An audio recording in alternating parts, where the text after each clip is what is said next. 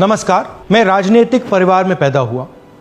जब मैं छोटा सा था 1980 में प्रियंका और मैं घर में लेई बनाते थे, रात को निकलकर पोस्टर चिपकाते थे। चुनाव समझता हूं, 20 साल से मैं स्वयं चुनाव लड़ रहा हूं।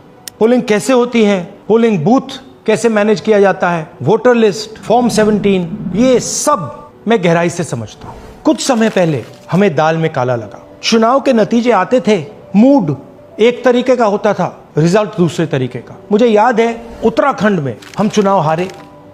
बाद में मैंने कैंडिडेट से पूछा कि जहां रोड शो हुआ था वहां जाके देखिए हमें कितने वोट मिले। हजारों लोग आए थे, पोलिंग बूथ में किसी ने वोट नहीं किया। यह असंभव था, यह हो ही नहीं सकता। उसके बाद छत्तीसगढ़ और मध्य प्रदेश के रिजल्ट, हमें लगा कुछ ना कुछ गलत हो रहा है। 2018 में मध्य प्रदेश में चुनाव होता है, हम जीतते हैं। हमारी सरकार चोरी हुई थी। 2023 में चुनाव होता है, मैंने अपने आंखों से भारत जोड़ो यात्रा में देखा, भयंकर एंटी इनकम्बेंसी, और हमें 65 सीट मिलते हैं। इम्पॉसिबल, हो ही नहीं सकता। और फिर महाराष्ट्र में पहली बार हमें सबूत मिला।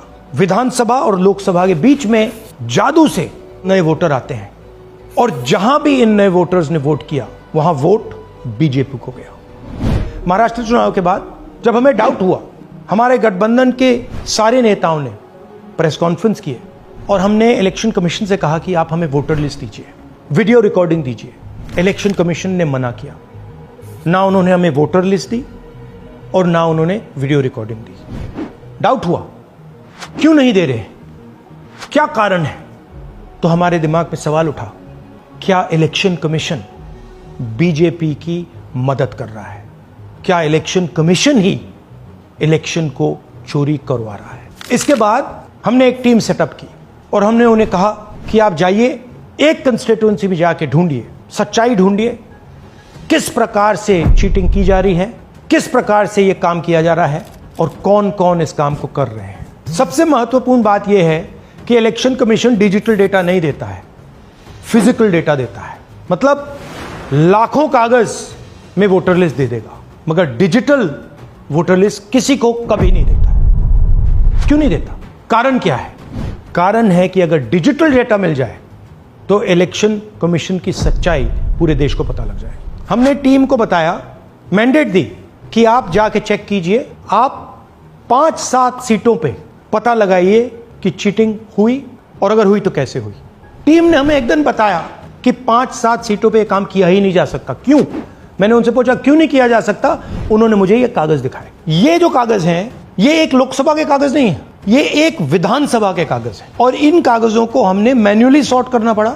और पूरा का पूरा काम जो हुआ है, इसमें 6 महीने लगे हैं, और एक असेंबली सीट में हम ये काम कर पाए हैं। क्यों? क्योंकि डिजिटल डेटा नहीं दिया जाता। अगर इलेक्शन कमीशन ने हमें डिजिटल डेटा दिया होता तो हम ये कार्रवाई पूरे देश में, हर लोकसभा में, हर विधानसभा में 15 मिनट में करके दिखा देते। हमारे पास अनलिमिटेड रिसोर्सेज नहीं है, इसलिए हमने ये रिसर्च सिर्फ एक लोकसभा में, एक विधानसभा सीट में की। मगर मुझ में अब पूरा भरोसा है कि ऐसी 100 से ज्यादा सीटें हैं हिंदुस्तान में। जो यहां हुआ है उन सीटों में भी हुआ है। और याद रखिए, अगर बीजेपी को 10-15 सीटें कम आती तो आज नरेंद्र मोदी प्रधानमंत्री नहीं होते, इंडिया गठबंधन की सरकार होती। जांच ने 5 तरीके की चोरी पकड़ी है। डुप्लीकेट वोटर, जिसका मतलब एक वोटर के नाम वोटर लिस्ट में अनेक जगह आ रहे हैं। फेक एड्रेस, मतलब एड्रेस है ही नहीं, या फिर house number 0। Bulk voter in single address, मतलब एक छोटे से घर में 40, 50, 60 लोग रह रहे हैं। इनवैलिड फोटोज, छोटी सी फोटो है या फिर फोटो ही नहीं है, और वो जो छोटी फोटो है वो दिखती भी नहीं है। कौन है, किसका चेहरा है, नहीं पता लग सकता। Misuse of form 6। Form 6 first time voters के लिए होती है, मतलब जिनकी एज 18-20 साल की हो, मगर वोटर लिस्ट में 90 साल के लोग फॉर्म 6 का प्रयोग कर रहे हैं। चुनाव में 6,50,000 वोटर थे, उसमें से 1 लाख चोरी के थे। अब मैं आपको 5 उदाहरण देता हूं। यह देखिए, गुरकीरत सिंह डांग, इसका नाम 4 अलग अलग बूथों पे आता है। ये कैसे हुआ और क्यों हुआ? एक और उदाहरण, विशाल सिंह, वाराणसी में वोटर लिस्ट में नाम है और बेंगलोर में 2 बार वोटर लिस्ट में नाम आता है। क्या ये वाराणसी में वोट कर रहे हैं या बेंगलोर में वोट कर रहे हैं या दोनों जगह वोट कर रहे हैं? एक और उदाहरण देखिए, हाउस नंबर 0। तो आपने कभी सुना है हाउस नंबर 0? हमने तो नहीं सुना था, मगर बेंगलोर में हजारों हाउस नंबर 0 हैं वोटर लिस्ट पे। हाउस नंबर 35 की कहानी सुनिए। छोटा सा घर है, ज्यादा से ज्यादा 4 लोग रह सकते हैं, मगर इस 35 में 80 लोग वोटर लिस्ट में रजिस्टर्ड है। ये ईआरओ ने कैसे अप्रूव किया, क्यों अप्रूव किया, पता लगाना है।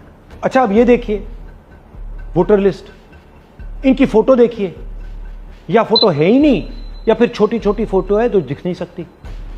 इन वोटर आईडीज पे वोट दिया गया है। अब मैं आपको बताता हूं शकुन रानी की कहानी। फर्स्ट टाइम वोटर बनी है, 70 साल की आयु है। एक बार फॉर्म 6 का प्रयोग किया और उसके कुछ ही महीने बाद दूसरी बार फॉर्म 6 का प्रयोग होता है। 2 बार इनका नाम वोटर लिस्ट में आता है और फर्स्ट टाइम वोटर की लिस्ट में आता है।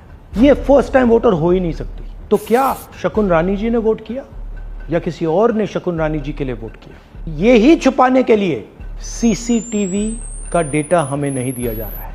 और ये शकुन रानी जी अकेली नहीं है, ऐसे हजारों लोग हैं जिन्होंने फॉर्म 6 का प्रयोग करके 2-3 बार वोटर लिस्ट में नाम डाला है। हमने पहले इलेक्शन कमीशन से इलेक्ट्रॉनिक वोटर लिस्ट मांगी थी, सीसीटीवी फुटेज मांगी थी। उन्होंने अपना काम नहीं किया, हमें नहीं दिया।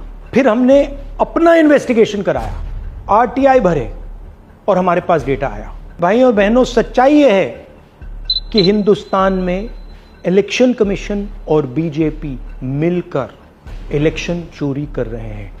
यह पूरा का पूरा सबूत ब्लैक एंड व्हाइट में आज हमने आपको दिया है। इलेक्शन कमीशन जानता है कि हमने उनकी चोरी पकड़ ली है, इसीलिए एसआईआर आया है। यह एसआईआर जो है इंस्टीट्यूशनलाइज चोरी है। इलेक्शन कमीशन खुलकर बिना डरे बीजेपी के साथ मिलकर चोरी कर रहा है। और ये जो एसआईआर है, इसका लक्ष्य गरीबों का जो हक है, उनका वोट जो है, उनसे चोरी करने का है। मैं आपको एक और बात बताना चाहता हूं। इस पूरी इन्वेस्टिगेशन में हमने वोटर एडिशन को देखा है, मगर जितना एडिशन होता है शायद उससे ज्यादा डिलीशन होता है, सबट्रैक्शन होता है। तो ये सिर्फ एक मेन तरीका हमने पकड़ा है, दूसरे तरीके पे हमने इन्वेस्टिगेशन की ही नहीं अभी। मैं इलेक्शन कमीशन और इलेक्शन के ऑफिसर्स को साफ कह रहा हूं, आप जो कर रहे हो गलत कर रहे हो, ये ट्रीजन है, देश के खिलाफ है। ये मत भूलिए, टाइम आएगा हम आपको पकड़ेंगे, बचने वाले नहीं हो। It is critical that we expose voter चोरी।